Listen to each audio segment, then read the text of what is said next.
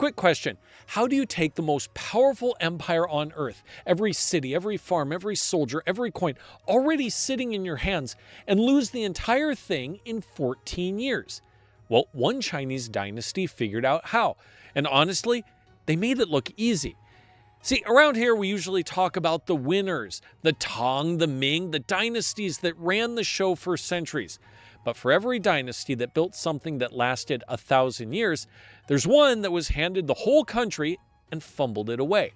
Today, we're counting down the 5 lamest dynasties in Chinese history. Hey everyone, it's Jared Madsen here. So we like to think of ourselves as balanced and fair here at Learn Chinese Now. For years now, we've been hitting all the highlights of Chinese history, the culture, the great dynasties like the Tang and the Ming, the heroes. So today, we're flipping it over and hitting the lowlights. But first, we need a rule. Because what is lame? Lame is when you have every expectation for somebody and they just keep falling short. It's like throwing a party, asking your friend to bring 100 cups, and say he shows up with 15. He could have easily gotten the job done, he just didn't. That's lame. So I know somebody out there is already typing, hey Jared, what about all those little dynasties between the big ones? The ones that barely controlled any territory and barely lasted. Aren't those lame? Those aren't lame. Those are just weak. To be lame, you have to start off holding all of China, or almost all of it, and then take that incredible head start and squander it. Or do something so boneheaded that you get overthrown in about 10 years. That's lame. Everybody clear? Good. Let's get to lame dynasty number 5. But real quick before we start, do me a favor and hit like and subscribe. That's what lets us keep showing you the good, the bad, and the ugly of Chinese history. Number 5, the Qing Dynasty, Qing Chao. Okay, so some of you are already throwing up your hands. I know. The Qing Dynasty gave us Kangxi, the longest reigning emperor in all of Chinese history. They gave us world-famous porcelain and one of the 5 greatest paintings China ever produced. How on earth could this dynasty be lame? Well, look at how it ended. Once the Industrial Revolution kicked off, China fell way behind the West and Japan, and then came the humiliations, one after another. The Opium Wars, 鸦片战争, the 8-nation alliance, 八国联军, marching into Beijing to crush the Boxer Rebellion. The Boxers were a group called the 义和团. Foreign powers slicing China up into little colonies like a holiday ham. Oh, and they were also nearly toppled by a semi-insane cult leader named Hong Xiuquan, who claimed to be the literal younger brother of Jesus. That is, by any measure, pretty lame. But because the first half of the dynasty was genuinely glorious, I'm going to be generous and file the Qing under honorable lame mention. Number 4, the Yuan Dynasty, Yuan Chao. All right, I can see the eyes rolling. Genghis Khan and his crew. Lame? These guys spanked the Song Dynasty into the next dimension. They opened up the Silk Road, 丝绸之路. They had Marco Polo hanging around town. The Yuan stretched from Korea all the way to Eastern Europe, which is, admittedly, extremely unlame. But think about something for a second. When is the last time you heard of anything cultural coming out of the Yuan Dynasty? Ever. The Tang have their poetry. The Song have their painting. The Qing have their porcelain. The Ming have their literature. And the Yuan have, I don't know, maybe theater? It was basically a meathead dynasty. All muscle, weak on culture. And since we haven't made a video on meathead dynasties yet, the Yuan are going into the lame pile. Oh, and one more thing. They didn't even last 100 years. Also pretty lame. Number 3, the Eastern Han, Dong Han. When most people think of the Han Dynasty, Han Chao, they think of greatness. It was as big as the Roman Empire. They standardized the writing system. They baked the ideas of Confucius, Kongzi, into the bones of Chinese culture. The whole thing ran for 400 years. So how could the Han possibly be lame? Because we're talking about a very specific stretch of it, the Eastern Han. Here's what happened. About halfway through the dynasty, a guy named Wang Mang, usurped the throne and tried to start his own dynasty. 14 years later, the Han clawed their way back, kicked him out, and restarted in a brand new capital, which is why we call this the second half of the Eastern Han. But the damage was already done. The Eastern Han was a shell of its former self. A couple of decent emperors early on, sure, but pretty soon a pack of palace eunuchs called the 10 Attendants, Shi Chang Shi, seized control of the government, which kicked off a civil war between them and the bureaucrats. Then warlords started carving the country into pieces.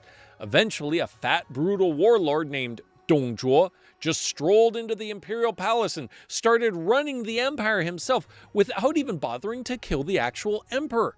Dong Zhuo got taken out eventually, but by then the emperor was on the run, and the dynasty was, for all practical purposes, over. So, the Eastern Han is lame because it had the single greatest brand name in Chinese history, the Han Dynasty, and did absolutely nothing with it. Number 2, the Western Jin, Xin Jin. We're positive people, so let's start with the good news. The Western Jin actually reunited China after the chaos of the three kingdoms. Sangguo, that's a real achievement. The Jin were run by the Sima clan, a family absolutely stuffed with princes. And the first emperor, Emperor Wu, Jin Wu Di, decided to try something nobody had ever done. He handed each of those princes control over a massive chunk of China. The thinking wasn't crazy. Give everyone a piece, keep them happy, give them a stake in the country's future so they'll all work to make it better. What actually happened?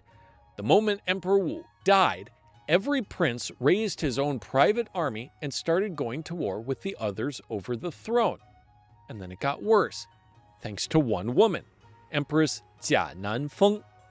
She married the prince who became Emperor Hui, Jin Huidi, a kind man, but mentally disabled, which meant every decision he made was really hers. Nobody in the royal family wanted him on the throne, but he was next in line, and skipping him would have thrown the door wide open for the other princes to make a grab. So she became the real power behind the throne. And she was vicious. Anytime she suspected a prince might threaten her, she had him killed. Sometimes she'd quietly spread rumors between two princes until they turned on each other and did the killing for her. She had the whole country in her grip, and then she pushed too far. She framed and murdered the prince who was next in line for the throne. That outraged the entire Sima clan. A prince named Sima Lun stormed the palace and forced her to drink poison, which might have ended things, except Sima Lun then crowned himself emperor and deposed poor Emperor Hui. Now it was open season on the throne. The princes raised enormous armies and tore each other apart. By the time there was a winner, the Western Jin was a husk.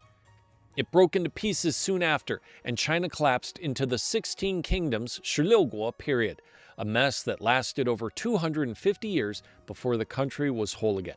So, great start, total squander, dead in about 50 years. Textbook lame. Number 1, the Xin Dynasty, Xin Chao.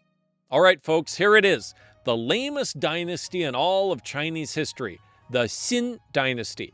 Yes, in case you're wondering, that Xin is Xin, literally it means new. The new dynasty, Xin Chao, which should tell you exactly where this is headed. Back in the middle of the Han Dynasty, there was a court official named Wang Mang. Yeah, the same guy from number 3. He started out as just another face in the bureaucracy, but he was deeply troubled by where the country was going. See, Confucius had talked about a golden age in the distant past when people were upright and the land was clean and healthy. Wang Mang believed the early Han had been righteous, that the country had since rotted, and that he was the man destined to fix it. So he climbed all the way to the top of the bureaucracy until he was serving as regent for emperors too young to rule. And then, one day, he simply seized power, declared his own dynasty, and announced it was time to drag China back to the good old days of Confucius. And then he launched one of the most ambitious social engineering programs in Chinese history. He redistributed land to the common people. He tried to abolish slavery. He nationalized whole industries. And most infamously, he rolled out a brand new currency, coins supposedly modeled on the ancient Zhou dynasty. The problem? Nobody wanted them. People just kept using the old money. So Wang Mang's solution was to declare that anyone caught using the old coins would be enslaved. That's right, become enslaved from the guy claiming he was going to abolish slavery. Seriously lame. The result was pure chaos. Nobody understood how the new coins were even supposed to work. There were multiple types, so trade ground to a halt. People violently resisted having their land carved up and their slaves freed. And on top of all that, Wang Mang managed to deeply insult the Xiongnu tribes to the north, who promptly started raiding China. Maybe he could have survived all that. And then the Yellow River, Huanghe, flooded. The country was a wreck. People poured into the streets, and a peasant army called the Red Eyebrow Rebellion, 赤眉起义, named for the simple idea that if everyone painted their eyebrows red, they'd be able to tell friend from foe, began marching on the capital. In 23 AD, rebels broke into the capital and killed Wang Mang. The Han Dynasty was restored, and his shiny new dynasty was finished, after a grand total of 14 pathetic years. So yes, Wang Mang had big ideas and lofty ideals, but the Xin Dynasty was lame to its core. So there you have it, 5 dynasties that were handed the keys to the most powerful country on earth and drove it straight into a ditch. Now, did we miss one? Drop it in the comments and make your case. But remember a rule, a tiny dynasty that never had a shot isn't lame. It's got to be one that started big and then lamed out on everyone. But you know what probably stuck with you watching all 5 of these?